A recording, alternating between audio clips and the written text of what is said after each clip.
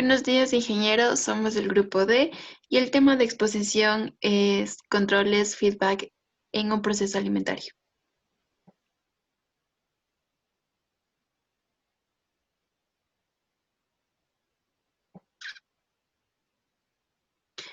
La introducción. Los controles de feedback, también llamados realimentación o retroalimentación, se trata de la alimentación de un sistema a través del regreso de un sector o de un porcentaje de su salida. Es un mecanismo que supone el retorno de una parte de los elementos que salen del sistema. Esto quiere decir que algo que sale del sistema vuelve a ingresar al mismo. En los procesos alimentarios actúan de dos maneras, ya sea positivo y negativo. Positivo si la salida tiende a incrementar la actividad del sistema y negativo cuando la salida minimiza la actividad o el funcionamiento del sistema. Los objetivos. Conocer los sistemas de control de realimentación o feedback en la industria alimentaria, determinar las aplicaciones de control feedback en un proceso alimentario, evaluar el funcionamiento de controles feedback en un proceso de horneado.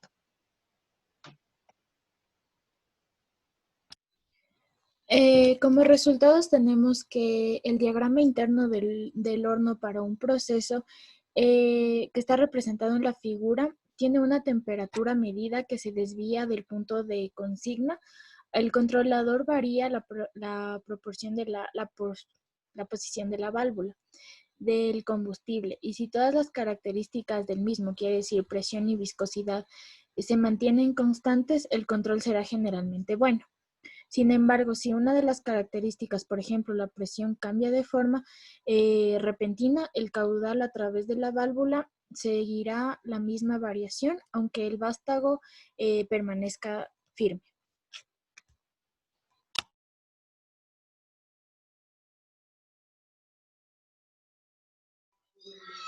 En este esquema se observa cómo la salida es realimentada hacia la entrada.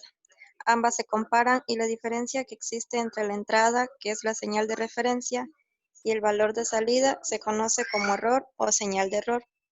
El error o diferencia entre los valores de la entrada y salida actúan sobre los elementos de control en el sentido de reducirse a cero y llevar la salida a su valor correcto.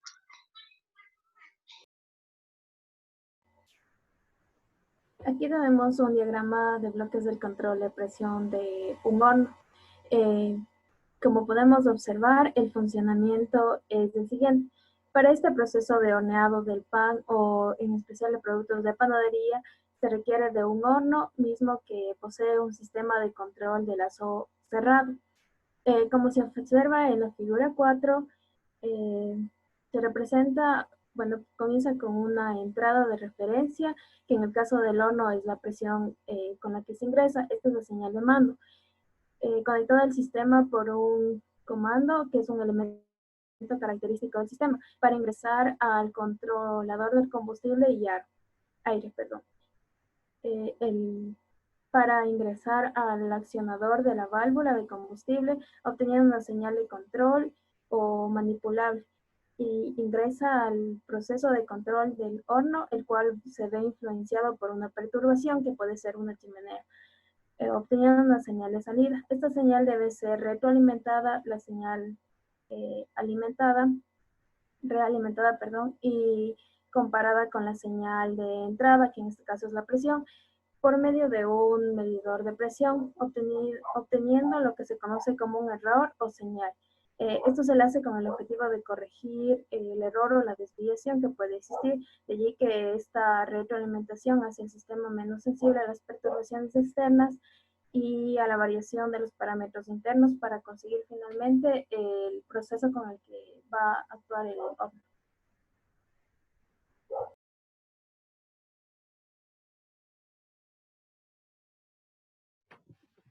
Como conclusiones, los controladores de procesos alimentarios incluyen la especificación de sensores, actuadores, controladores, software y redes.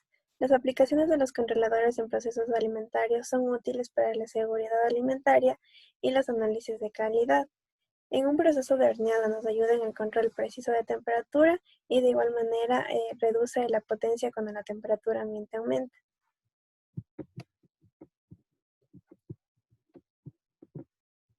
Como recomendaciones tenemos que la aplicación de la lógica difusa es adecuada para el control de sistemas biológicos. En los sistemas de fabricación incompatibles con la fabricación, son incompatibles con la fabricación tradicional intensiva en mano de obra, se pueden lograr utilizando tecnologías de fabricación avanzadas.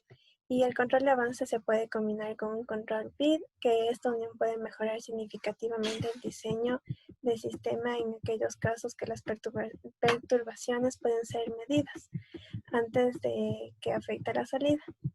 Muchas gracias.